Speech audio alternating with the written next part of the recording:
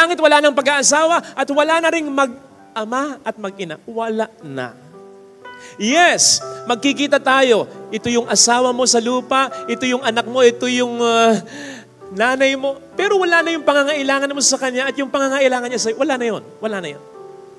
Kasi perfect na, satisfied na sa Panginoon. Kung gayon, enjoy natin kung anong meron tayo ngayon bago ito maging kahapon. Enjoy life. Yes, may mga problema. Sa kabila, wala ng problema. Pero yun nga dahil sa kabila, masayang-masaya ka na, wala ng problema. Iba pa rin yung buhay dito. Na sa kabila ng problema, pipiliin mo pa rin maging masaya. This is something unique. Hindi na maulit. Wala nang duplicate. Tama. Pag nagkakamali tayo, ganun Pero bangon lang, move on lang, laban lang.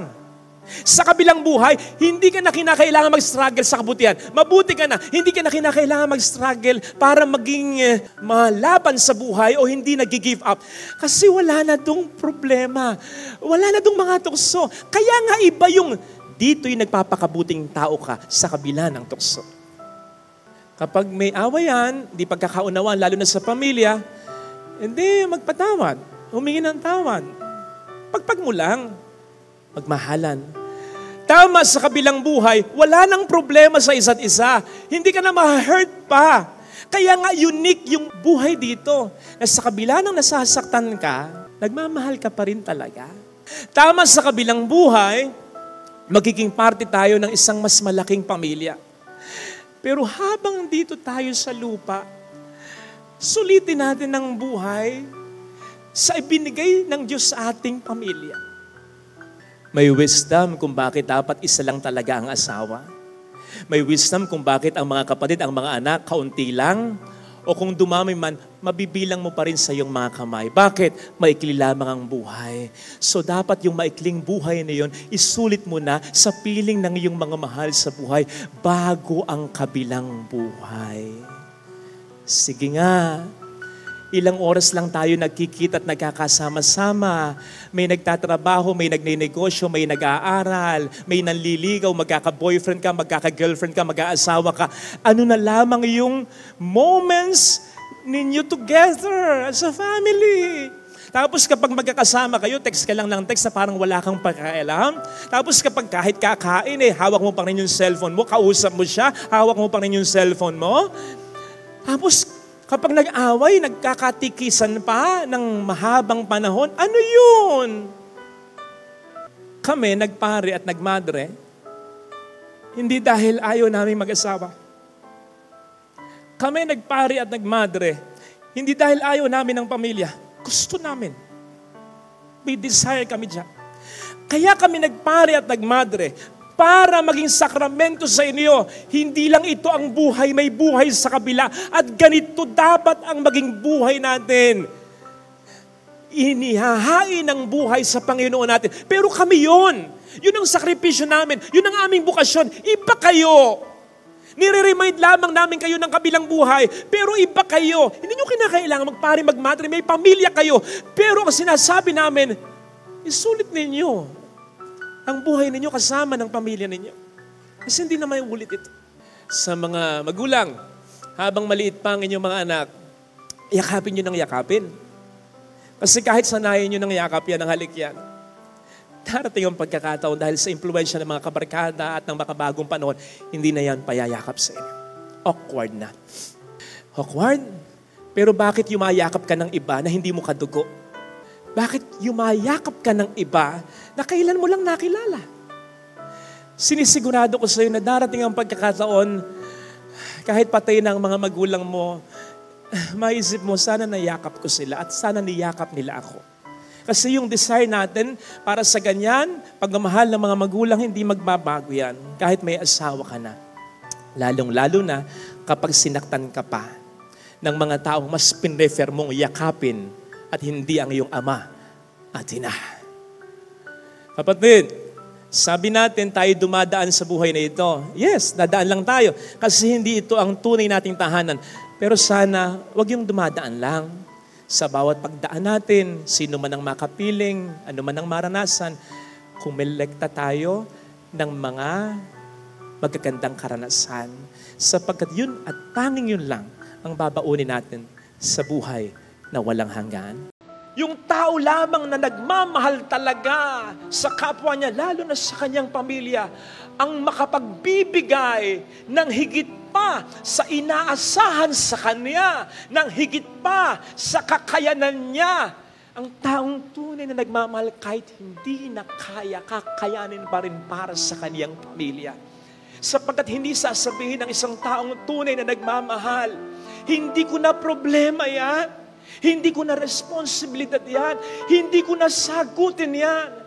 Ang taong tunay na nagmamahal, kahit hindi niya sagutin, kahit hindi niya responsibilidad, aakuin niya tulad ni Jesus. Hindi sa kanya yung krus, pero dahil mahal niya tayo, niyakap niya, tinanggap niya ang krus. Ang taong tunay na nagmamahal, hindi niya sasabihin, nagbigay na ako, tumulong na ako, nag-intindi na ako, nag-alaga, nagpatawad na ako. Hindi niya isusumbat din yun. Kasi kapag walang nagbibigay, walang umuunawa, walang nagmamahal, patuloy siyang magmamahal. Hindi sinabi ng Panginoon, ano ba naman kayo? Nagkatawang tao na ako, gusto niyo mapako ako? At kahit hanggang ngayon, iniligtas niya tayo. Alam niyang magkakasala pa rin tayo, pero hanggang ngayon, minamahal niya tayo. Ganon tayo kamahal ng Panginoon. Ganon ang taong tunay na nagmamahal. Kumbaga sa taong tunay na nagmamahal, ang nasasaid lang ay ang kanyang bulsa. Hindi ang bumubukal na pag-ibig niya sa iba, lalo na sa mga tao sa kanya ay mahalaga. Napapagod lang ang katawan niya, pero hindi ang puso niya. At hanggat tumitibok ang puso na yan, magmamahal at magmamahal yan. Gagawa at gagawa ng paraan yan. Meron akong nakausap sa ibang bansa, OFW.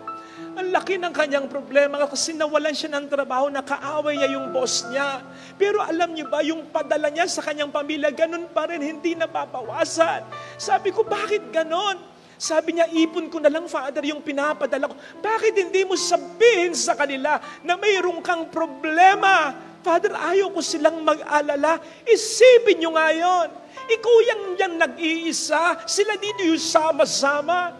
Sila nga dito, tinatanong mo, may problema ba kayo? Sila ba nagtatanong nila, may problema ka? Ngayong may problema ka, sosolohin mo, sabagat ayaw mo silang mabigyan ng problema. Ikaw nga itong nag-iisa. Sabi ko sa kanya, ipakang magmahal, sobra. Sa taong tunay na nagmamahal, kulang ang salitang sobra. O hindi ba? Yun yung parang tanong ni Liza. Di ba minsan tinatanong mo rin yun? Sa sobrang pagmamahal mo, ikaw na nga yung na-disappoint. Ikaw na nga yung nalungkot. Ikaw na nga yung puro ikaw na lang. Ikaw pa rin yung magtatanong. Kapag nag-draw kayong anak mo, kapag sinagot ka ng anak mo, kapag hindi magkasundo mga anak mo, kapag nagrereklamo pa ang magulang mo, kapag hindi nag-ipon yung asawa mo, hindi inipon yung mga nasave mo, yung mga kinita mo, kung parang kulang pa yung binibigay mo, minsan hindi mo napagbigyan, galit pa sa'yo, hindi ba't ikaw pa yung nagtatanong, saan ba ako nagkamali? Ano pa bang kulang ko? Ano pa bang dapat kong gawin? Ikaw na nga yung nagbibigay ng sobra-sobra, ikaw pa talaga yung magtatanong, ha? Ay, ganun ang taong nagmamahal ng sobra. Napakaswerte natin na mayroon tayong Diyos na ganito. Mas maswerte, mas mapalad tayo kung mayroon na tayong Diyos na ganito, mayroon pa tayong mahal sa buhay na ganito.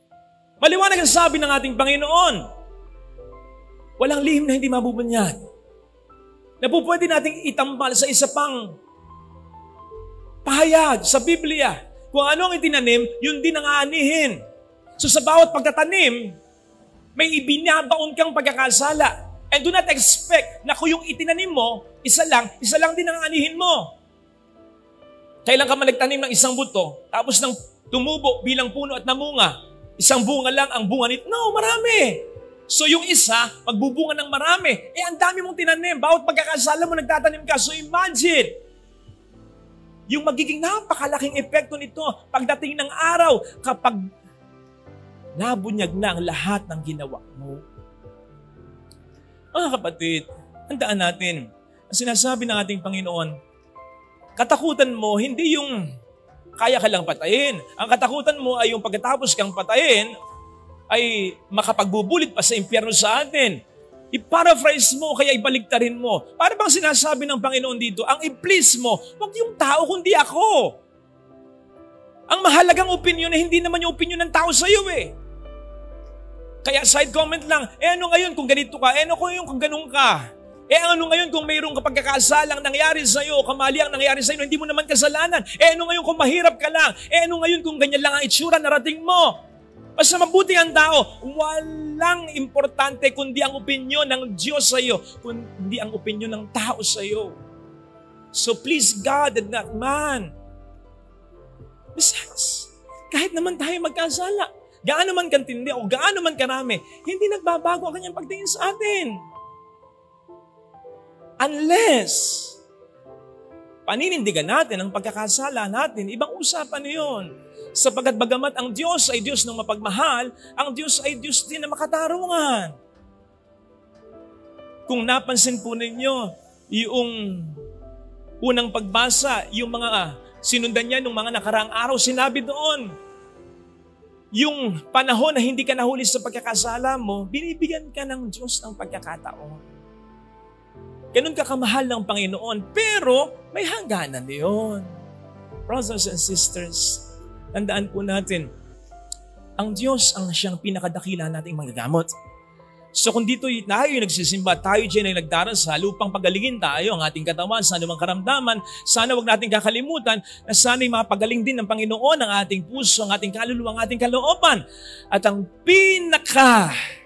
magandang paraan upang ang Diyos ay ating matulungan na magawa yan ay ang pag-isisi sa kasalanan. Ang sabi ng Panginoon sa mabuting balitang napakinggan, tayo'y mahalaga na kung ilalapat pa rin natin sa isang pahayag na sinabi ng Panginoon sa atin, bago pa man tayo humiling, sapagkat sinasabi dito ay kahit ang mga buhok natin ay bilang na lahat ng Panginoon natin, ganun tayo kahalaga. At kaugnay nito yung isa pang pahayag, bago pa man tayo humiling, ay alam na ng Diyos ang kailangan natin. Ganun tayo kahalaga sa kanyang paningin. So imagine Jesus, imagine God holding something na biyaya niya sa atin. Yung alam niyang makapagpapasaya sa atin, yung alam niyang makapagbibigay ng kapayapaan sa atin, yung alam niyang makabubuo ng buhay natin, pero hindi niya maibigay sa atin sapagkat punong-puno ng pagkakasala ang puso natin. So unless alisin natin ang pagkakasalang yan, which basically involves, Lord, have mercy on me, which basically involves, Lord, nagkasala ako'y tunay na nagsisisi, doon lamang natin mararanasan ang magandang biyayang gustong ipagkaloob ng Diyos sa atin na yan. Sapagkat kung hindi, mas palalalain lamang natin ang ating sitwasyon.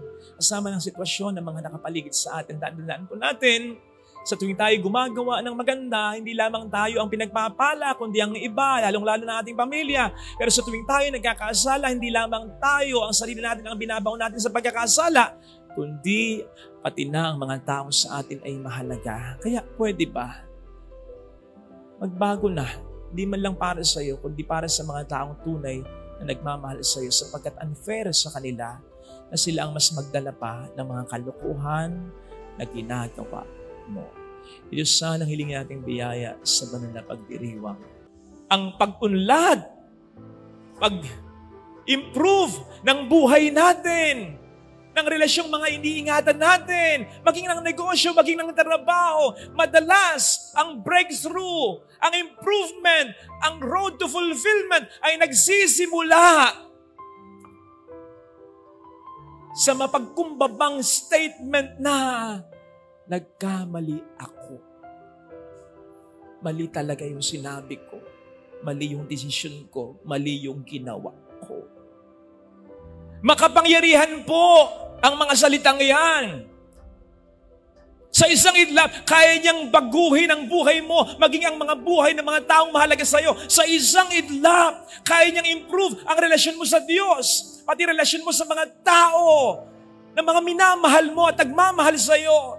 Sa isang idlap, kaya niyang improve ang negosyo mo, ang trabaho mo, ang ministeryo mo, ang bukasyon mo. Sa isang iglap, kaya niyang i-magnet papunta sa iyo ang mga bagay at tao na itinadhana talaga ng Diyos para sa iyo. Sa isang iglap, kaya niyang alisin ang mga toxic na bagay at maging tao o relasyon sa buhay mo. Hindi mo kinakailangang alisin. Ang Diyos ang kusang mag-aalis niyan kung talagang aaminin mo na nagkamali ka na.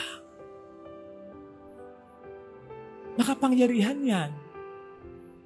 Lalong-lalo na kung we really mean yan. Unfortunately, hindi natin madalas ma-experience yung werpan yan eh. Lalong-lalo na kahit tayo'y malinang talaga. Kasi natatakot tayo na bumaba ang tingin sa ating pagkatao. Iniisip kasi natin na kapag nagkamali tayo, malaki ang nababawas sa ating pagkatao, which is wrong. Saying something wrong, doing something wrong, choosing something wrong does not automatically make us a wrong person. Pwedeng nagkamali ka lang, pero hindi ibig sabihin nun, maling-mali na ang buo mong katauhan. Kaya naisip ko nga kung meron tayong itatama, huwag natin sasabihin, mali ka! Diba? Mali ka! Sakit yun. Nagkamali ka. Huwag mong iparamdam yung condemnation. Mali ka! Naku, ganyan ka talaga. Hindi ko na alam kung anong gagawin ko sa'yo. Ayun, condemnation yun. It will stuck that person into his or her wrong situation. Hanggang doon na lang yun. Dapat correction. Nagkamali ka, bawi ka na lang. That's it. It will inspire that person to take another course of action, leading to his fulfillment and to his true vocation and mission.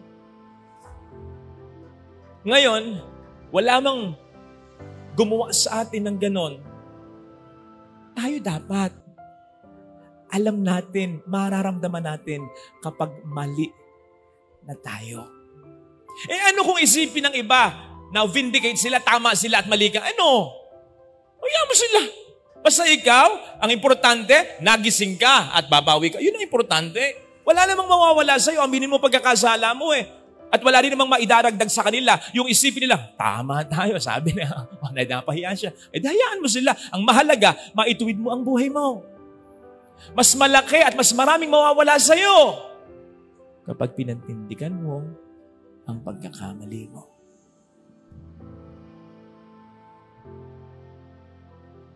You see, iiyak at iiyak tayo sa buhay na ito. Maraming magpapaiyak sa atin. Pero please see to it, ng mga iyak na yan ay makabuluhan ha. Yung may maganda namang dahilan. Maunawaan ko pa yung bata, kung umiiyak kumakain si Buyan. Kung umiyak yan dahil nagugutom, kung umiiyak yan dahil nauntog, kung umiiyak yan dahil natae, pero yung umiiyak na sibuyas, anak, hindi ako natutuwa sa iyo. Kasi dapat hindi mo iniiyak, dapat hindi mo kasi kinakain yan eh. Diba?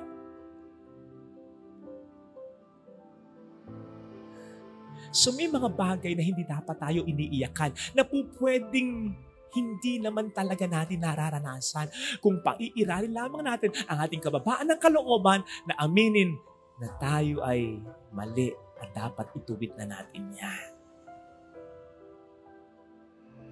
Well, pwede natin intindihin yung bata. Pwede natin intindihin yung bata. Baka iniisip niya, isa pa. Sa huling kagat ko, yung sibuyas na ito, bansanas na magmamagic kumbaga. O pwede ko intindihin yung bata hindi niya naintindihin. Pero ikaw, ako, alam mo kung mali na. Alam mo kung dapat na, alam mo kung dapat tuldo ka na, alam mo kung dapat mag-stop na. Para mas mag-improve na ang buhay mo, maging ang mga buhay ng tao na sa iyo ay mahalaga. Alam mo, alam ko, ng mali ay hindi na magiging tama pa. Sige na, habang maaga, gawin na ang tama talaga para yung totoong mansanas ay mas ma-enjoy, maranasan, makita mo pa. Amen. Hindi porke mabuti ang gagawin natin, ay gagawin na natin ito agad. There are things na kinakailangang i-delay to prepare ourselves and even others. Hindi porke nabuntis ka o nakabuntis ka, kasal agad. Isipin mo muna, handa ka na ba talaga? Handa na ba kayo? Emotionally, psychologically, and financially. Hindi porke nag-boom yung negosyo ng kaibigan mo, gagahin mo agad. Hindi ibig sabihin, nag-click yung negosyo niya, magkiklik na rin ang gagawin mong negosyo kung gagayahin mo. Hindi porke tutulong ka, ay kinakailangan tulungan mo na agad. Kinakailangan tingnan mo muna. Baka naman, inaabuso ka na. O baka naman kinukonsinti mo na ang katamaran niya. Hindi porke itatama mo ang isang tao, lalo tigit kapag ito'y sistema na, pag ito'y nakasanayan niya, kapag ito'y matinding pagkakasala na, ay sabihin mo agad. Sapagkat either ikaw ay mapahamak o siyang mapahamak o ang iyong magandang balak. Kahit alam na ng Panginoon kung sino magtatatawa at magtataksil sa Kanya, hindi naman niya karakarakan sinabi, si Judas, si Pedro. Hindi. May wisdom in waiting. May mga pagkakataon dapat sabihin mo agad, dapat gawin mo agad, pero may mga pagkakataon dapat na tayo ay maging maingat upang hindi madaling mabulyaso ang lahat. Pero kaugnay nito, dapat alam din natin when is the proper time to strike. Ang ahas, kapag nandyan na ang kanyang biktima, ang prey niya, hindi po pwedeng magdalawang isip siya. Sapagkat suddenly, at once na nagdalawang isip siya, po pwedeng yung bibiktimahin niya ay makatakas na, o po pwedeng siya naman ang mabiktima. Hindi po pwede yun. Kaya dapat, kapag nandyan na ang perfect time to strike, strike agad. Ganun din sa ating buhay. Strike at once. At once we set aside our fears and seize the moment. Sapagkat ang pagkakataong yan, ay po pwedeng hindi na bumalik. Kung bumalik man, po pwedeng hindi na masyadong kailangan. Hindi nga ba't may kasabihan, anin pa ang damo kung patay na ang kabayo. Sa ating buhay, mga kapatid, I'm sure there were times na nandyan na yung ating ipinagdasal. I'm sure there were times na ito na yung ating pinakahintay. Kung bakit nakuha pa nating magdalawang isip o magpatumpik-tumpik. Tuloy na wala na. Tuloy na sayang na. Kapatid, excuses will always be there. But golden opportunities can be lost forever. Kaya sana, kapag nandyan at kinakailangan ng talaga, seize the moment na. Seize na yung pagkakataon with this question. Kung hindi ako, sino pa? Kung hindi ngayon, kailan pa? Para hindi masayang yung mga magandang pagkakataong ibinibigyan niya. True enough, mga kapatid, it is not easy for us to figure out when to really be silent and when to really strike. Mahirap yun, kaya kinakailangan nating mag-ingat. But, it will help us a lot if we will always talk to God. Sapagkat siya naman ang nakakaalam ng lahat. Always talk to God, ha? Hindi yung kung kailan mo lang maisipan. Lord, ano bang gagawin ko dito? Mas maganda yung tayo in tune sa Espiritu niya para maging pamilyar tayo sa boses niya. Para kapag kinausap natin siya at may narinig tayong sagot, maging maliwanag sa atin at maging sigurado tayo na ang narinig natin, hindi yung sarili natin, hindi yung iba, kundi yung talagang boses niya. Kaya makatutulong kung tayo laging nagtaras sa latang sisimbang talaga. Ito sana hilingin natin ibiyaya sa banal na misa. Amen. Aside from the Holy Mass, we will allot personal prayer or time for personal prayer para sa ating Diyos bago ka matulog, pagagising mo sa opisina, maglalaan ka ng mga 30 minutes para kausapin siya. Hindi po pwedeng hindi mo malaman ang kalooban niya. Sinabi naman yun sa Biblia. Kung isisik mo siya, magpapakita siya, magpaparamdam siya. Kung isisik mo siya talaga. So I don't think, sa ating lahat, I don't think talaga na mahirap malaman ang kalooban ng Diyos. Alam natin eh. Kasi nagsisimba naman tayo eh. Seryoso naman tayo sa pagdarasal natin eh. Nagpapakabuti naman tayo eh. Alam nyo kung saan mahirap, kung ano mahirap? Kapag i-apply na natin ang lahat. Especially when our human will does not coincide with God's divine will. Doon na kayo nagkakaproblema eh. Kapag a-apply na natin, nandun na yung hirap, hindi yung to know the will of God, kundi yung to execute the will of God. Nandun na ang hirap. When our human will gets in the way of God's divine will. Doon nagkakaroon ng problema. Doon natin hindi napaglilingkuran at nasusundan ng Diyos ng ganap.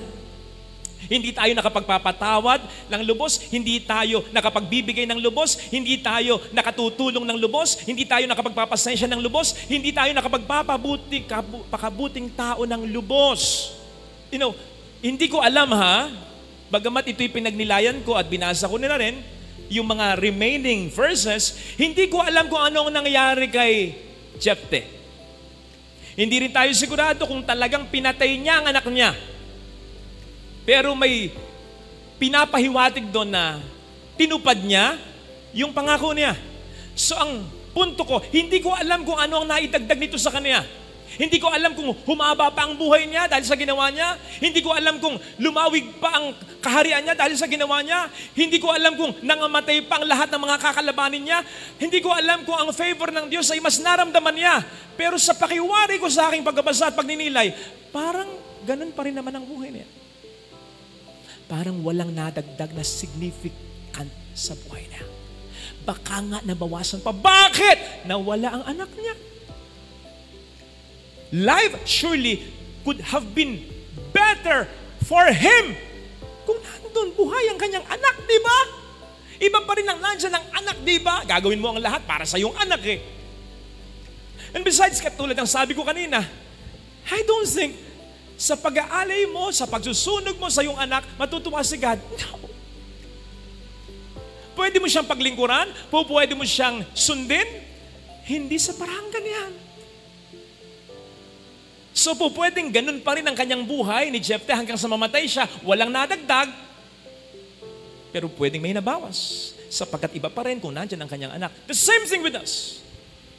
If we will not fully and wholeheartedly follow and serve Him, pwedeng wala namang mawala sa atin. I mean, lalo pat kung wala naman tayong gagawing masama, pero wala naman tayong gagawing sobrang buti, yung isasagad natin ng buti natin, ganun pa rin ang buhay natin. Life will go on. Ganun pa rin ang buhay natin. Ganun pa rin ang takbo ng negosyo natin. Ganun pa rin ang takbo ng trabaho natin. Ganun pa rin ang takbo ng ministeryo natin. Magiging boring. Walang adventure. Walang mga madadagdag na biyaya.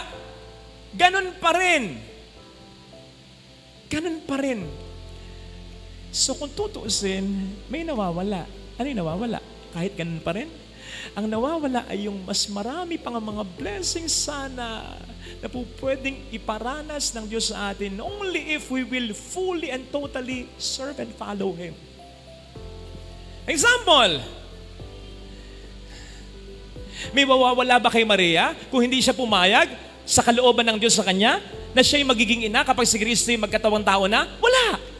Makakasal siya kay San Jose, magiging ganun pa rin naman ang buhay niya kung ano yung sa plano niya. Pero, she could have missed kung hindi siya pumayag, ha? Yung mas malaking biyaya ng Diyos sa kanya upang siya ay maging ina ng Diyos pag ito'y nagkatawang tao na. Anong mangyayari sa mga alagad? Mamamatay ba ang mga alagad? Malulugi ba ang mga alagad sa pagninegosyo nila? Kung hindi sila sumunod totally, if they did not leave everything for Jesus, ganun pa rin. Tuloy pa rin ang buhay nila. Pero, they could have missed such wonderful experiences of following Jesus. Do you get me?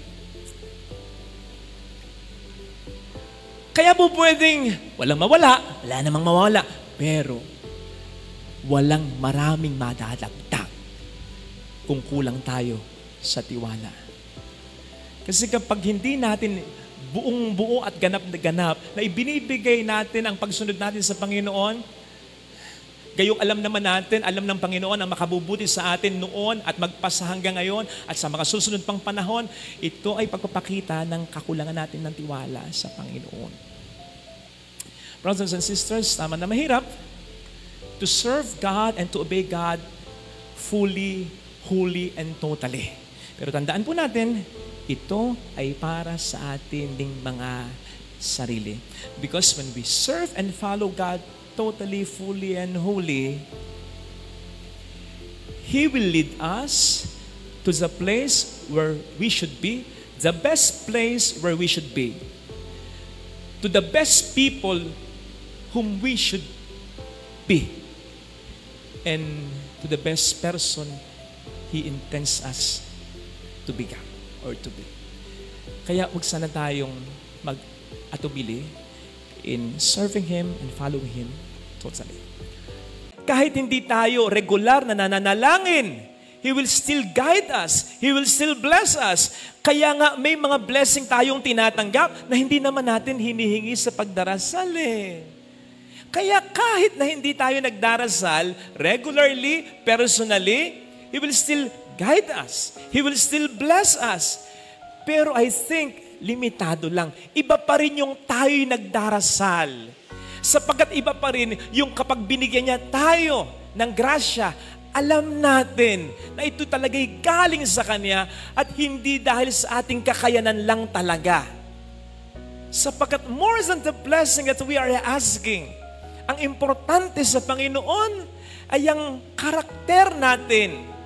Kung makatutulong yung grasya upang mabuo ang mabuting karakter natin, ibibigay niya. Kung hindi makatutulong, hindi niya ibibigay. And so, mas magandang regular tayong nagdarasal upang sa ating karakter maging malinaw sa atin na mga blessing na tinatanggap natin ay hindi dahil sa tayo'y magaling, kundi dahil sa ito ay blessing ng Diyos sa atin. Upang hindi tayo maging mayabang. May mga nagrereklamo minsan sa akin ng mga magulang. Kasi yung anak daw nila, kung sumagot gano'n na lang, sila pa daw ngayon ang pinagsasabihan. Father, ito ang exact words nila. Dahil ba nakapagtapos na sila? Dahil ba nagbibigay na sila? Dahil ba kumikita na sila? Ganon ba? Oo nga, ano? In the first place, sa mga anak na tulad ko, kung tayo man ngayon ay nakapagtapos na, kung tayo man ngayon ay kumikita na, kung tayo man ngayon para sa ating mga magulang ay nakapagbibigay na, hindi nga ba't ito'y dahil pa rin sa kanila? Hindi nga ba kung ano ang meron tayo ngayon na ibinibigay natin sa kanila, hindi naman din lahat. Bagamat sila, dati, kung anong meron sila, ibinibigay sa atin lahat-lahat. So yung binibigay natin na konti lang, kung tutuusin interest na lang, tubo na lang ng kanilang mga pagsisika para sa atin nung nakaraan. Kaya huwag tayong magmamayabang, lalong-lalo na sa magulang. Sa katunayan, kung kaya pa kung kaya pa ng ating mga magulang na sila pa rin ang magtrabaho, sila pa rin ang magbigay sa atin. Kahit na tayo nakapagtapos na, kahit na tayo'y dalaga at binata na, kahit na tayo may trabaho na at kumikita na, kahit na tayo ay may mga asawa na, kayo lang pala. Kahit na tayo'y may mga anak na, kayo lang pala. Gagawin ng mga magulang Kung kaya pa nila Kasi sino ba naman ang magulang na gustong umasa sa mga anak nila? Hindi sila sanay ng ganon. At kung may choice sila, kung kaya pa ng katawan nila, yun ay gagawin nila, maniwala ka. Huwag ka lang magiging mayabang lalong-lalo na sa kanila. Isipin po ninyo, hindi ba may mga magulang na kahit matanda na, ay nagtatrabaho pa? Kahit napagtapos na nila ang mga anak nila, at kahit pa sabihin ang mga anak nila ay nagbibigay naman din sa kanila, bakit pa nagtatrabaho yan? Anong madalas na rason yan? Tanungin mo, sasabihin, naglilibang lang. Naglilibang ka? Ilang taon mo nang ginagawa yan? Sigurado rin nabuburingan ka na dyan. Baka humina yung katawan ko kapag hindi ako nagtrabaho. Bakit? Yan lang ba ang uri ng trabaho? Mag-exercise ka tuwing umaga, mapapagpag ang katawan mo. Diba? Mamasyal ka. Mapapagpag din ang katawan mo. Kaya, nanay, tatay, na mga matanda na nagtatrabaho pa rin para kumita? Wag ako. Wag ako ang lokohin nyo. Hindi nyo ginagawa yan para may gawin lang. Hindi nyo ginagawa yan para malibang lang. Hindi nyo ginagawa yan para labang din na manatiling malakas ang inyong katawan. Ginagawa nyo yan para kahit papaano makapag-ipon. Kasi ayaw nyong istorbuhin, abalahin, o perwisyuhin ang inyong anak pagdating ng panahon. Imagine that. Imagine that. Ngayon pa lang sila mag-iipon. Ngayon pa lang. Ang tagal na nilang nagtatrabaho. Ngayon pa lang sila mag-iipon kasi yung mga kinita nila, lahat-lahat ng mga nakadaang taon, ibinigay sa iyo, sa atin, ng mga anak nila. So ngayon pa lang sila mag-iipon talaga. And mind you, yung ipon nila, sa iyo rin mapupunta sa oras na hindi naman nila kailanganin talaga. Makikita mo yan, nakabangko. Makikita mo yan, nakasaksak dun sa may sofa. Makikita mo yan, nakaplastic, nakasupot. Makikita mo yan sa ilalim ng kanilang kama. Pati yung mga binibigay mo, niipon nila. Kasi, sa iyan talaga, mainam na lamang at sila yung naaalala. Kaya sana, huwag tayong maging mayabang sa kahit kanino. Lalong-lalo na sa Diyos, lalong-lalo na sa ating mga magulang. Kasi tuturuan tayo ng leksyon ng Diyos pagkanyan. Ibinababa ng Panginoon ang mga mayayabang, lalong-lalo na, at ininsinuate ng Diyos ito, lalong-lalo ng anak na nagmamayabang sa magulang. Ito sana mga kapatid ng ating ipagdasal sa ating banal na misa bilang isa sa pangunahing mensahe ng mahal na binan ng Fatima. Bukod sa mga ibang mensahe na niya, yung magdasal tayo sa Diyos. Magkaroon tayo ng utang na loob sa Diyos. Humingi tayo ng lakas sa Diyos upang hindi tayo mag-alala tulad ng sinasabi sa ating mabuting balita ng ating Panginoon Jesus. At higit sa lahat, upang manatili tayong mababang loob. Knowing, realizing, and believing na ang lahat ng mga mabuting bagay ay galing sa Diyos. Galing sa Diyos, pinadadaan niya sa mga tao, lalo tigit sa nanay at tatay mong nagsakripisyo. Anak ka ng Diyos. Ikaw ba gusto mong nagmamakaawa pa ang anak mo sa'yo? Ikaw ba gusto mo pag humihingi yung anak mo sa'yo, nahihiya sa'yo? Daddy, pwede po ba? Hindi. Gusto mo yung naniniwala siya, hindi lang sa kaya mong ibigay yung hinihiling niya, kundi dahil sa naniniwala siyang mahal mo siya. Narinig natin sa ating binasang ebanghelyo ang talinghaga tungkol sa kaibigang nagpumilit upang siya ay mabigyan ng tinapay ng kanyang kaibigan na nasa loob ng bahay. Usually, napakadali para sa atin na agad i-associate, ilarawan ng ating sarili sa pamamagitan ng kaibigang itong nanghihingi ng tinapay. Lalo pat sa konteksto ng panalangin ay sinasabi rin ng ating gospel reading, ask and you shall receive, seek and you shall find, knock and the door shall be opened to you. Pero kung iisipin po nating mabuti, kung ganito ang magiging paglalarawan natin sa sarili natin, bilang yung kaibigang nanghihingi ng tinapay sa ating narinig na gospel reading, ito kaya ay magbibigay ng magandang paglalarawan naman sa Panginoon natin. Kasi kung tayo ang siyang ilalarawan, gaya ng iniisip natin, nung kaibigang pahingi naman ng tinapay at nagpupumilit na siya ibigyan, it will follow then na ang ilalarawan naman nung kaibigang nasa loob ng bahay na hinihinga ng tinapay ay ang Panginoon naman. Di po ba? Pero will this picture God as good, as someone sensitive to our needs, and as really generous? Tandaan po ninyo, ha? Kung ang Diyos ay ilalarawan lang nung kaibigang hinihinga ng tinapay sa loob ng bahay, tandaan ninyong yung kaibigang napakinggan nating hinihinga ng tinapay na nasa loob ng kanyang bahay ay napilitan lang kaya nagbigay. And so he was moved not by his friend's dire need, but because of his friend's persistence. Kung hindi pa napilit, kung hindi pa nakulitan, baka nga, kung paglalaruan po natin yung eksena, yung kaibigang napilitang magbigay ng tinapay, baka, nung ibigay yung tinapay, sa kanyang kaibigang pumilit sa kanya, ay sinabi pa, ayan ay tinapay mo, isaksak mo sa baga mo. Tulog na kami, sabi ko na sa'yo, hindi na ako makabakapang, pinilit mo pa ako. Ayan tuloy, nagising yung mga anak ko, pati mga alaga kong hayop. Hirap maghalbol ng tulog. O yan na, last mo na yan. Sapagkat mula ngayon, wala ka ng kaibigan. Sabay, slam ng pintuan. Isipin nga ninyo, ganun ba ang Diyos?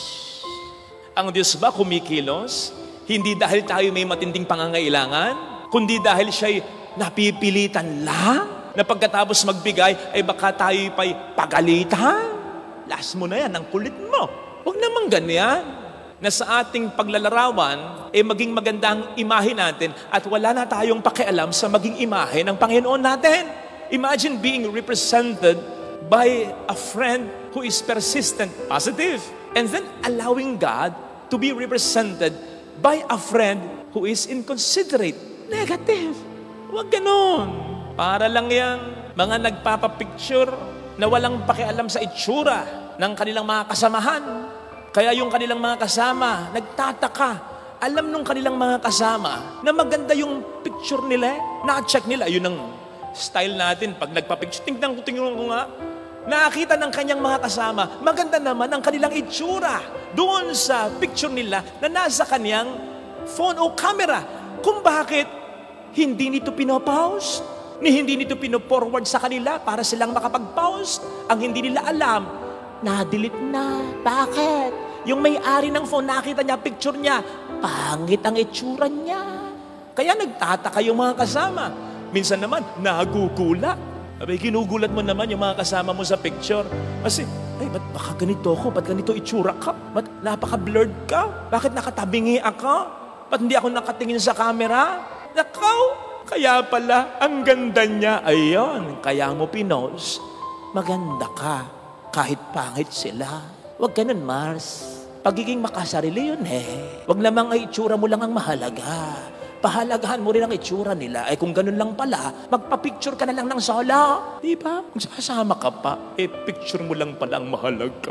Parang ganito ang ginagawa natin. Kapag ang gagawin natin sa Ebanghelyong narinig natin ay paglalarawan lang sa Diyos at sa atin. Lilitaw na tayo ang mabuti. Tayo ang mainam. At inconsiderate, insensitive, masungit ang Panginoon natin. Huwag ganon.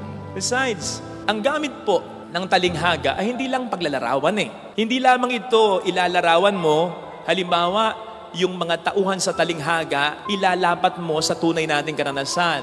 Iyon madalas ang function ng talinghaga. On the other hand, may function din ang talinghaga kung minsan na hindi paglalarawan lang, kundi pagpapakita ng malaking kaibahan ng mga tauhan sa Ebanghelyo o sa talinghaga sa tunay nating karanasan. In the case of the gospel reading today, hindi ito paglalarawan lang.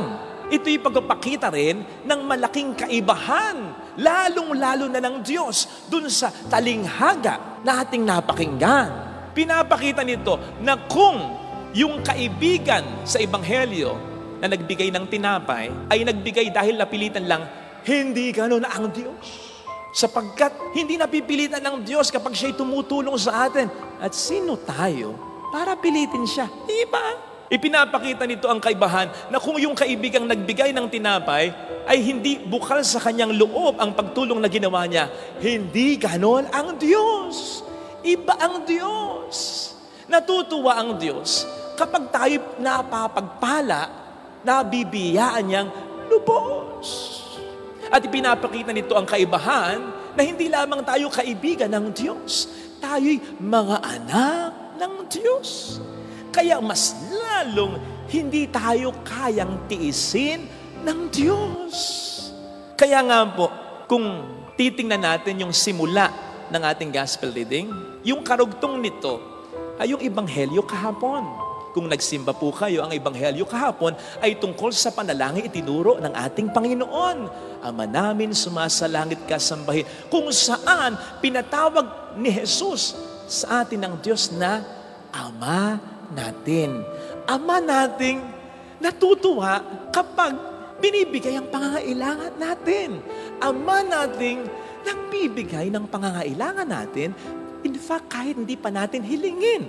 At ang mga patunay niyan ay ang mga biyaya na tinatama sana natin dahil kailangan natin kahit hindi natin hinihiling. Kailangan nating araw-araw na mabuhay, di ba?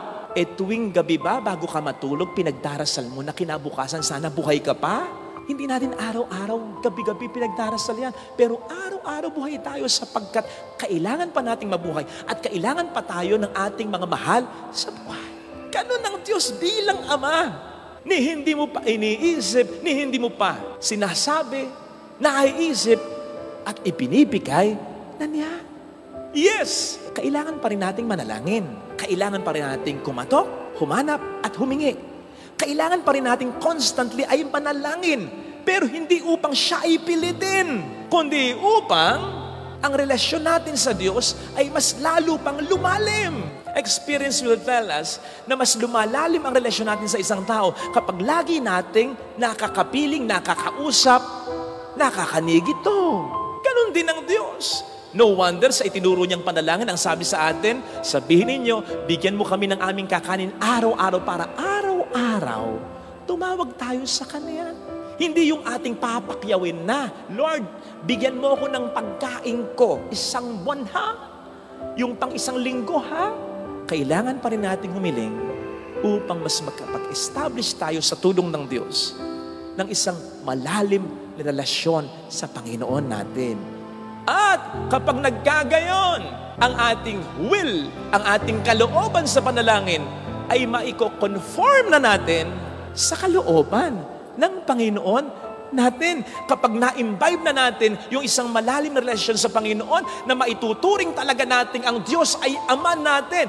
Kapag naituring talaga natin ang Diyos ay Ama natin, hindi na magiging mahalaga ano ba ang kalooban natin, kundi kung ano kalooban ng Diyos para sa atin. Sapagkat alam nating bilang Ama, siya ang pinaka-nakakaalam ng kailangan at makatutulong sa atin. No wonder, sa bandang huli, ang sabi dito ay, because the Father in heaven gives the Holy Spirit to those who ask Him. Ano ba ang function ng Espiritu Santo? Ang Espiritu Santo ang siyang mas nagpapalalim ng ating relasyon kay Kristo. Hindi ba sabi ng ating Panginoon bago siya lumisan sa mundong ito? Ang Espiritu Santo ang siyang mas magpapaalala, magpapaunawa ng lahat ng sinabi ko sa inyo. Sa gayon, mas lalo nyo akong makikilala, mas magiging close tayo. Ayun ang function ng Espiritu Santo. At ang Espiritu Santo, kaugnay nito, ay nagbibigay ng mga regalo, gifts, like wisdom and understanding, upang hindi lang lumalim ang relasyon natin sa Panginoon natin, kundi upang mailapat na natin, hindi ang kalooban natin, Lord, kundi ang kalooban mo para sa amin. In that way, hindi na mangyayari na sa kahit pangitain natin, kahit sa pag-iisip natin, ay magiging mas maganda na ang image natin kaysa sa image ng Panginoon natin. Hindi na mangyayari yun. Sapagkat maunawaan na natin na kung nagnanais tayo na matupad ang mga hinihiling natin, ganun din ang Panginoon natin. Na kung nagnanais tayo sa ating mga panalangin na maganda ang mangyari sa buhay natin, ganun din ang Panginoon natin. Na kung mabuti tayo, mas mabuti kayo sa atin ang Panginoon, ang Ama natin. Kaya nga, hindi naman sinabing, beg and you shall receive. Ang sabi, humingi lang. Hindi mo kailangan magmakaawa sa Diyos. Humingi ka lang araw-araw. Lord, bigyan mo po kami ng aming kakanin sa araw-araw. Hindi, Lord, sige na. Hindi mo kailangan gawin yan. Kasi hindi mo kailangan pilitin ng Diyos. Kasi ang Diyos ay sensitibo sa pangangailangan mo. Anak ka ng Diyos. Ikaw ba gusto mong nagmamakaawa pa ang anak mo sa'yo? Ikaw ba gusto mo pag humihingi yung anak mo sa'yo, nahihiya sa'yo? Daddy, pwede po ba? Hindi. Gusto mo yung naniniwala siya, hindi lang sa kaya mong ibigay yung hinihiling niya, kundi dahil sa naniniwala siyang mahal mo siya. Minsan ay nasabi ko na hindi naman na-move ang Diyos. Hindi naman natatouch ang Diyos. Kapag pinangangalandakan natin sa Kanya, mahal kita, mahal kita, mahal kita. Mas natatouch ang Diyos kapag naniniwala ka na mahal ka niya. Sapagkat yung pagmamahal mo sa Kanya, pwedeng pagdudahan pa. Pero yung pagmamahal ng Diyos sa'yo, hindi mo kinakailangang pagdudahan. Sigurado yan. And besides, kung kayong mga ama na hinihinga ng inyong mga anak dahil naniniwala silang may kapangyarihan kayong ibigay ito at may pagmamahal kayo na ibigay ito, mapapahindian nyo ba sila? Kung mapahindian nyo man sila, di ba't bumabawi kayo sa ibang bagay sa kanila? Yun ang sinasabi sa Ebanghelyo. Kung kayong mga ama na makasalanan, may sumpong, selfish kung minsan, puro trabaho kung minsan, walang amor sa inyong mga anak kung minsan, bumabarkada pa kung minsan hindi family man, kung kayong mga ama ay mabuti sa inyong mga anak, gaano pa kaya ang inyong amang na sa langit?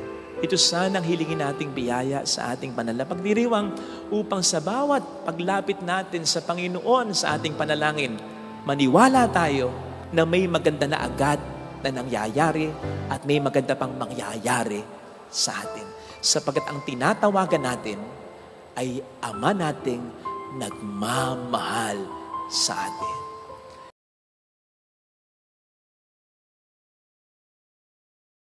Yung mga tao na dapat bigyan talaga ng tsansa, ay yung sa isip mo, sa puso mo, alam mo na hindi sinasadya, nasaktan ka. Kumbaga, hindi mo man masabi ng tahasan sa isang kaibigan, sa isip mo at sa puso mo, naniniwala ka mabuting tao Ito yung minsan nasasabi mo pa patungkol sa kanila, hindi man naman siya dating ganyan Ba't ba nagkaganyan? So, ibig sabihin nun, nasilat lang, natukso lang, sumablay lang. Pero hindi talaga siya ganyan. Hindi niya sinasadya na ikaw ay saktan. Yes, alam niya yung ayaw mo. Pero po pwedeng sa akto na ginagawa niya yung ayaw mo, hindi yun naging maliwanag sa isip niya. Kasi kung yun ay naging maliwanag sa isip niya, siguradong makukonsensya sa agad sa pagkakasala niya.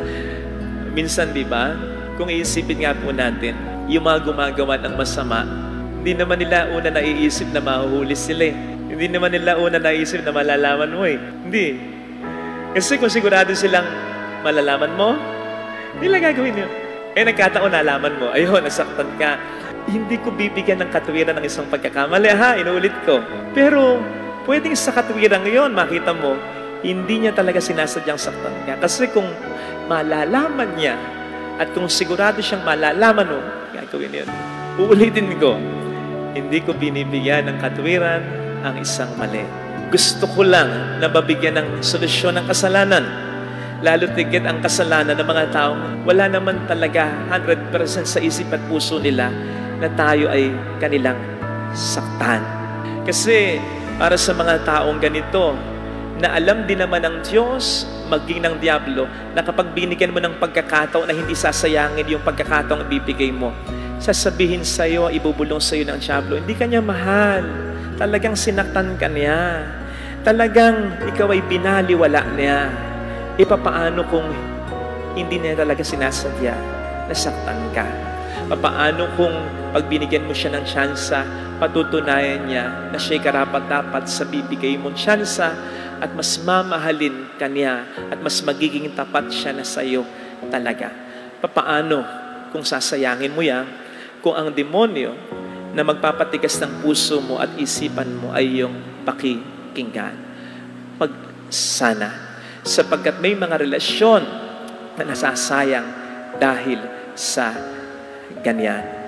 Also, may mga relasyon na mas lumalalim at mas nagiging matibay sa pagbibigay ng tsansa sa isang taong hindi naman sinasadya na ang mahal niya ay saktan talaga. Sabi nga natin, di ba? Kung minsan, ang nagkasala ng malaki kapag pinatawad mo, kapag bumawi, kapag nagmahal uli, mas matindi, mas malaki. Pero warning, Warning sa mga naging gawiin na. Yung manloko, manakit, wag naman laging ganon. Kasi alam naman ng tao, alam naman din ng Panginoon, kung hindi natin sinasadya o kung tayo nagkukunwari lang, pero sa totoo ay manloloko at gusto talaga nating saktan ng Diyos at ang tao. Alam ng Diyos yun. Nababasa ng Panginoon ang isip at puso natin, hindi tayo po pwedeng magkunwari sa Kanya.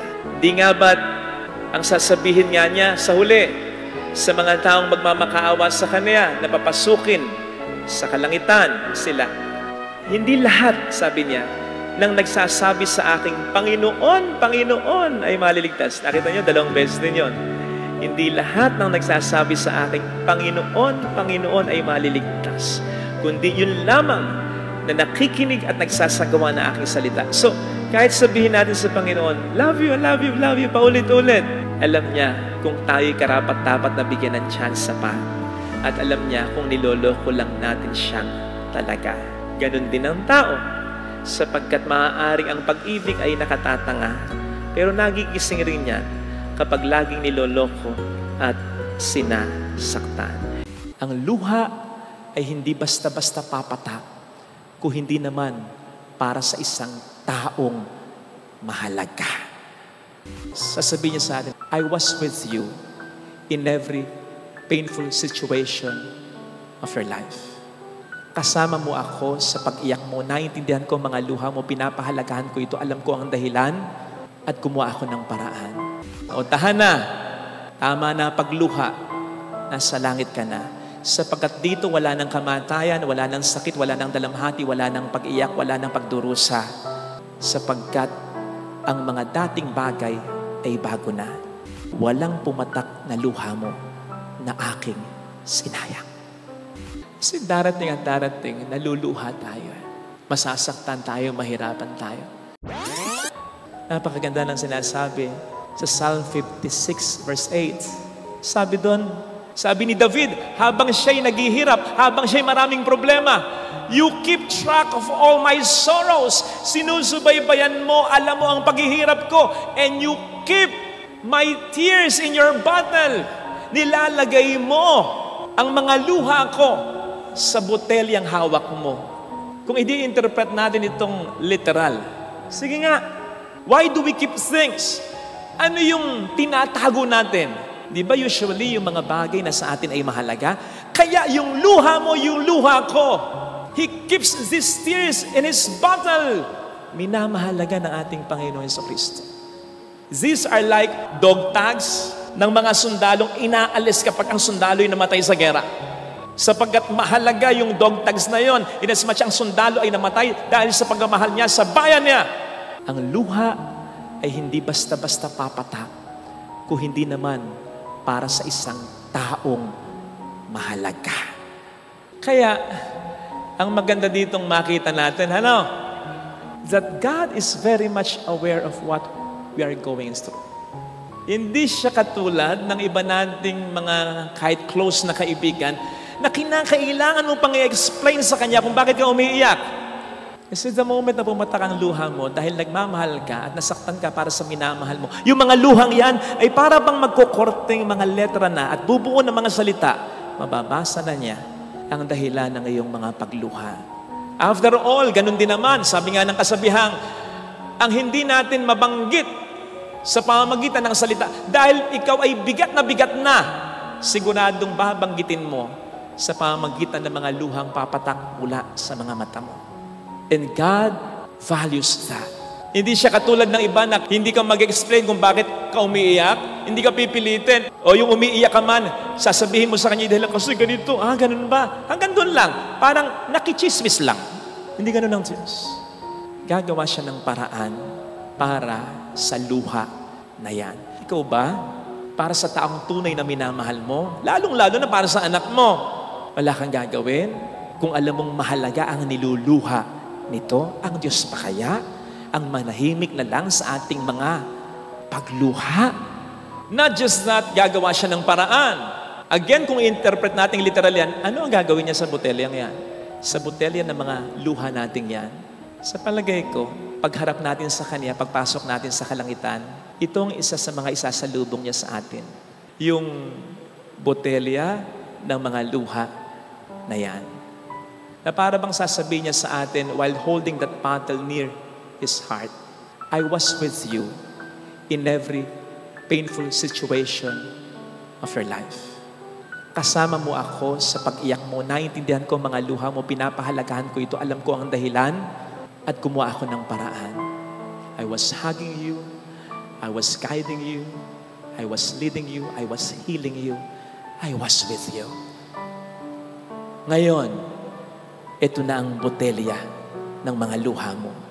Sabihin niya, sasabihin sa atin, yung sasabihin niya at gagawin niya sa Revelation 21 verse 4, ang sasabihin doon, and the Lord will wipe away all our tears. Sasabihin niya sa atin, o tahan na, tama na pagluha, nasa langit ka na. Sapagkat dito wala ng kamatayan, wala ng sakit, wala ng dalamhati, wala ng pag-iyak, wala ng pagdurusa. Sapagkat ang mga dating bagay ay bago na. At ang botelya ng luha mo ito, binibigay ko na lang sa iyo, pero hindi mo na bubuksan, hindi ko na rin bubuksan sapagkat wala ka ng iluluha sa kalangitan. Nasama na kita, pero ito'y magsisilbi lang na alaala. Yes, ng mga masasakit mong karanasan, pero ng mga masasakit mong karanasan na iyong napagtagumpayan kasi I was with you, ikaw ay aking tinulungan. Kaya, anak, walang pumatak na luha mo na aking sinayang. Sana, ito yung hilingin nating biyaya ng ating pagdiriwang. Kasi darating at darating, naluluha tayo. Masasaktan tayo, mahirapan tayo. Para tulad ng mahal na ina, lumuluha man tayo, matatag tayo. Tingnan niyo ang ating mahal na ina, namamatay sa harapan niya yung anak niya. Nag-hysterical siya, hinimatay siya. Hindi! Matatag siya. Bakit? Sapagkat alam ng mahal na ina na dahil pakikihati lamang niya sa anak niya yung paghihirap niya, na dahil mahal na mahal niya ang anak niya, sa mata ng Diyos, hindi masasayang ang dalamhati at ang luha niya. Kapatid, kung ang kaparehasong kahoy nagkaroon ng halaga sa mata ng Diyos dahil sa pagmamahal ni Jesus, ang kahit isang patak ng luhang yan, mahalaga yan sa mata ng Diyos. Kung yan ay pumatak dahil sa pakikihati mo sa kanyang paghihirap, dahil naghihirap ka para sa pamilya mo, naghihirap ka para sa minamahal mo, naghihirap ka para sagipin at iligtas sa ngalan na Kristo ang isang tao o ang buong pamilya mo. Hindi walang kwenta, may halaga ang bawat luha na yan. Hindi masasayang, may magandang kapupuntahan. Para bang magmimistulang mga tubig lang talagang pandiling ng halaman papunta sa buhay na walang hanggan. Ito sana ang hilingin nating biyaya sa ating banal na pagdiriwang. Nangakong magbabayad sa iyo ng utang, pero hindi na nagparamdam. Nangakong ikaw lang ang kanyang mamahalin, ang kanyang bebe, habang buhay. Pero ayun, sumakabilang bahay. Nangakong ang iyong anak ay mag-aaral ng mabuti. Ayun, nagwalwal ng mabuti. Nangakong tutulungan ka, pero nganga ka na. Nasaan na? Puro mga salita, walang gawa. Ano ba ang halaga ng salita kapag walang gawa? Di wala. Nangako ka sa Diyos na magbabago ka na. Tatalikdan mo na yung kasalanang hindi mo matalikuran. Pero nagawa ba? Mas mainam yung well done kesa sa well said lang. Narinig natin sa ating mabuting balita ang talinghaga ng dalawang anak na kapwa inutusan ng kanilang ama na magtrabaho sa ubasan. Pero magkaiba sila ng naging katugunan. Yung panganay na anak, nung una, he said, no. Pero nagbago. Yung pangalawang anak, nung una, he said, yes. Pero hindi naman pinanindigan ito. Kaya madaling sabi, ang talagang sumunod sa ama, yung una at hindi yung pangalawa. Ngayon, Sino man sa atin ay pupwedeng isimbolo ng dalawang anak na ito. Halimbawa, unahin natin yung nakababatang anak. Tayo man kasi ay nag-yes tayo sa Diyos at sa ating kapwa-tao. Tanong, napapanindigan ba ito? Nangako ka sa Diyos na magbabago ka na, tatalikdan mo na yung kasalanang hindi mo matalikuran. Pero nagawa ba? Nangako maglilingkod sa bayan, nang nakaupo na, nagnanakaw na lang. Nangakong magbabayad sa iyo ng utang, pero hindi na nagparamdam. Nangakong ikaw lang ang kanyang mamahalin, ang kanyang bebe, habang buhay. Pero ayun, sumakabilang bahay, nangakong ang iyong anak ay mag-aaral ng mabuti. Ayon, nagwalwal ng mabuti. Nangakong tutulungan ka, pero nganga ka na. Nasaan na? Puro mga salita, walang gawa. Ano ba ang halaga ng salita kapag walang gawa? Di wala. Kaya nga ito ang isa sa nakikita kong dahilan kung bakit, pasensya na sa mga nagpapakasal. Dinidiscourage na, kundi man binabawal, yung mga personal vows.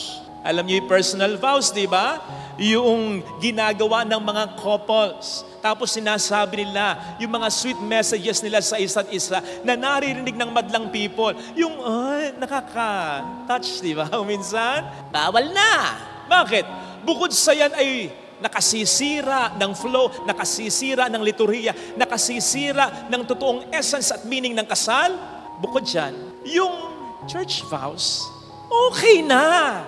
Yung traditional vows, okay na. Tingnan nyo ha, sa harap ng Diyos at ng kanyang bayan, at may kalapati pa, tinitipan kita upang maging aking asawa sa hirap at ginhawa, sa dusa at ligaya.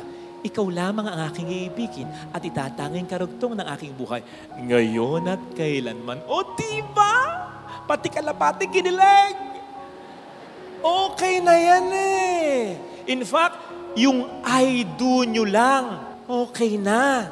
Sapat na. Lalo pat tututuhanin yung talaga. Yung mga magagandang salita, alam nyo, nakababago lang yan ng pakiramdam natin sa buhay. Pero yung mga magagandang gawa na patunay ng magagandang binitawang salita, ang binabago niyan ay mismong buhay ng tao. Because our tongue doesn't get things done.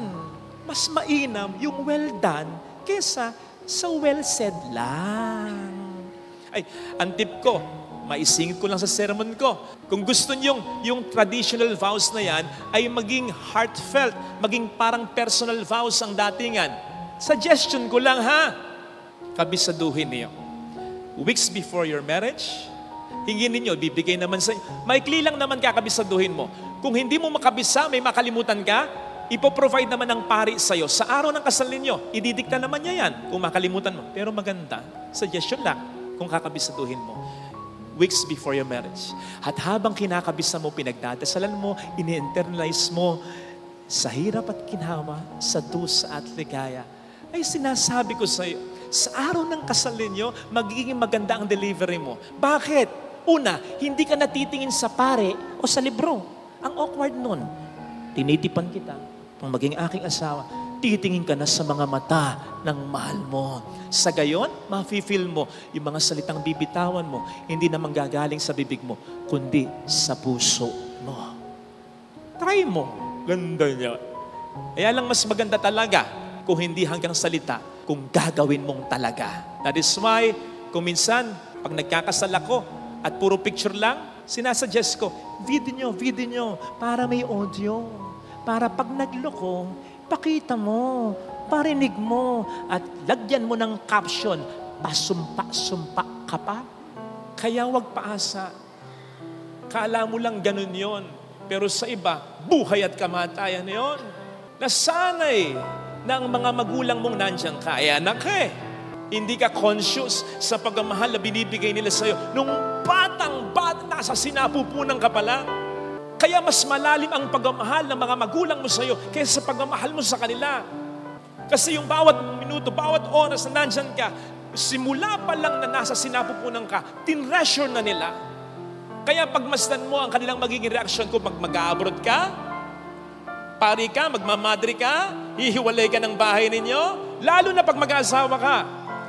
Pagmasdan mo ang mga mata ng magulang mo, kundi tumulo ang luha niya. Lalo pat iisipin nila, dapat masanay na ako na wala ang anak ko, may sariling buhay ng anak ko. Ganong kadali yun? Ganong kadali sa'yo. Pero hindi sa magulang mo. Lalo tigit sa nanay mo. Kaya, sige, may sariling buhay ka na. Pero wag mong ipapanamdam sa mga magulang mo na hindi mo na sila talaga minamahalaga. Nasaan na yung kapatid mo na tinutulungan mo eh? Okay naman na asikasuhin mo na yung sarili mo. May sariling buhay ka din. Pero tingnan mo pa rin siya. Lalong-lalo na kung alam mo na hindi niya pa kayang mag-isa talaga. You see, yung sa una pa lang masamang tao na, yung sa una pa lang alam mong hindi sa'yo. Kung ano man yung sakit na ibigay niyan, masakit. Pero mas masakit, yung sa una pa lang alam mong sa'yo eh. Alam mong mahal ka, pinaniwala ka, tapos biglang magbabago, bigla kang sasaktan, bigla kang lolokohin, biglang gano'n na lang, mas masakit yon. Kasi dun sa taong una pa lang ay kaaway mo na at hindi na para sa'yo, handa ka sa pain, sa hurt na ibibigay niya. Pero hindi sa taong sa una pa lang alam mo, mahal ka nito eh, pero biglang nagbago, sinaktan ka pa nito. Eh alam po ninyo, ilagay ninyo yung damdamin ninyo doon sa tatay sa ebanghelyo para sa kanyang dalawang anak.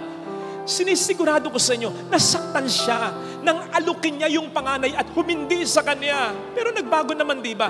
Kaya mas nasaktan siya doon sa pangalawa niyang anak na nag-oo sa kanya, pero hindi pinanindigan yung pangako sa kanya kasi umasa na siya. Kaya nga, kung natuwa yung ama, dahil nagbago ng isip yung panganay na anak niya, sinisigurado ko sa iyo, iba ang saya niya kung yung oo ng pangalawa niyang anak ay pinanindigan ng pangalawa niyang anak talaga. Masarap sa pakinamdam yung taong nagbago mula sa pagkakasala, pero mas masarap sa pakinamdam yung taong alam mo, mabuting tao at hindi nagpapakasama, na nanatiling mabuting tao. Lesson? Kung magbabago tayo, kung may kasalanan tayo, magbago. Pero kung matino ka ng asawa, matino ka ng magulang, huwag ka nang magbago. Huwag ka nang magbago. Ikaw ang blessing sa pamilya ninyo. Tulungan natin yung mga taong dapat magbago. Ito pa yung isang lesson. Yung taong matino na, tulungan mong manatiling matino. Kasi mahirap magpakabait na asawa. Mas mahirap yung manatili kang mabait na asawa. Mahirap magpakabuting anak. Pero mas mahirap yung manatili kang mabuting anak at kapatid. Napapagod din yung mga yan.